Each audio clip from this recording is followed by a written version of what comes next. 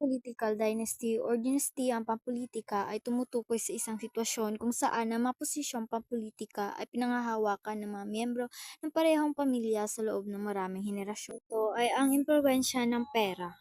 Kadahilanan nito ay ang pagkakaroon ng kapangyarihan sa ekonomiya at politika, kayamanan, edukasyon, kahusayan at katanyagan, kakulangan ng panuring pag-iisip, paggamit ng kapangyarihan at pagrebelhiyo, kahinaan ng checks and balances. Sa kabuuan, ang political dynasty ay may malalim na impluwensya sa politika ng Pilipinas dahil sa kanilang kontrol sa kapangyarihan, kayamanan at kakulangan sa mapanuring pag-iisip ng mga botante.